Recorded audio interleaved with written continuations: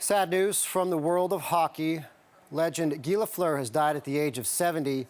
The Hall of Famer played 17 years in the NHL with the Montreal Canadiens, New York Rangers, and Quebec Nordiques. He is the all-time leading scorer in Habs history with 1,276 points and won the Stanley Cup 5 times, the Art Ross Trophy 3 times, the Hart Trophy twice, and the Conn Smythe Trophy in 1977. Joining us live tonight from Montreal is Dave Stubbs, a columnist with NHL.com. Dave, very active on Twitter today, highlighting the legacy of Lafleur. You've also written an article for NHL.com, and on Twitter you wrote, "There will never be another Guy Lafleur." The Flower attained legendary status for Canadians on and off the ice. Talk about what he meant to the hockey world and beyond.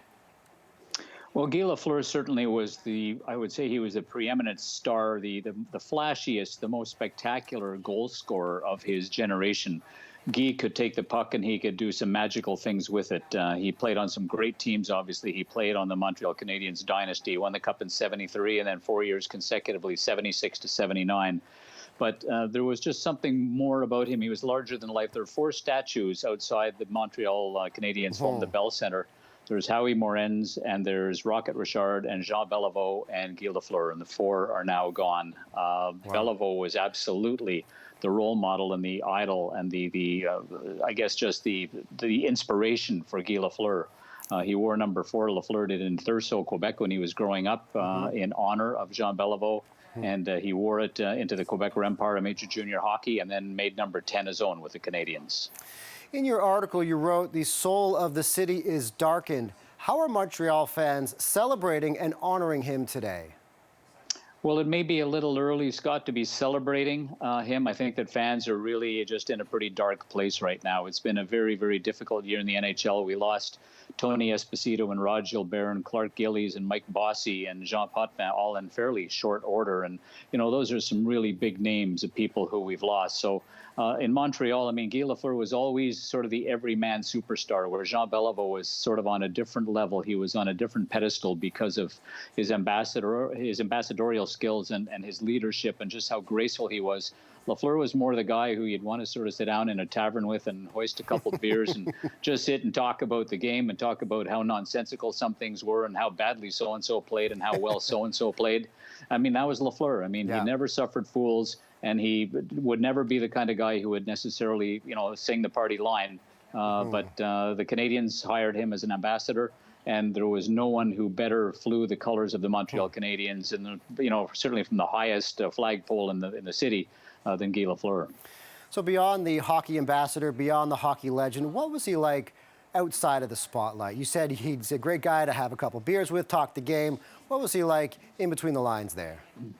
Well, the great thing about Guy Lafleur as his life progressed is that he really understood the role of being an ambassador. He and Yvan Cournoyer and Régin Houle were the 3 ambassadors of the team. Now it's just Yvan and Régin.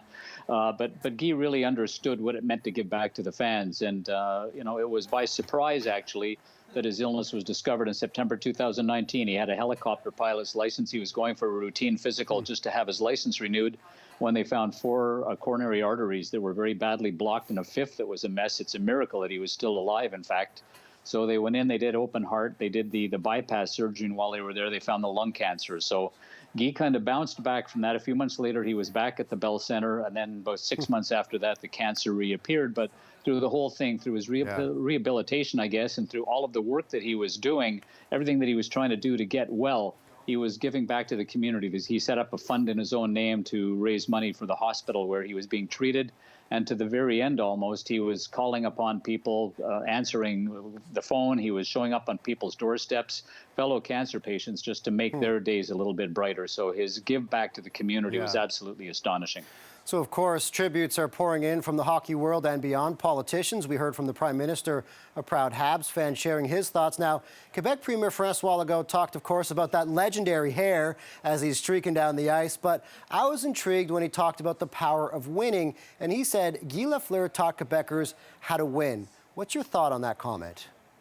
Well, he certainly did. Lafleur had an absolutely incredible work ethic. He would traditionally be 60 to 90 minutes on the practice ice before any other teammate. Before he was confined by the systems and by having to play within a team, he'd go out and just be an artist. He would take whatever was sort of in his mind at the time, he'd go out and practice it. So he pulled off some things out on the ice that teammates had never seen. And the reason they hadn't is because they weren't on the ice when he was practicing them. So, Lafleur he had a different approach to the game, and he played it as did Wayne Gretzky, as did Mario Lemieux, purely for the love of the game. I mean, Guy Lafleur played the game because from the very beginning, from the first time he put on skates at the age of 5, it's almost like what he was destined to do, and he was handsomely rewarded for it, but he also enjoyed the love of the game more than it was a matter of making a living at it. Well, a huge loss for the hockey world. Dave Stubbs, a columnist with NHL.com, joining us live from Montreal tonight. Thanks, Dave. Thank you, Scott.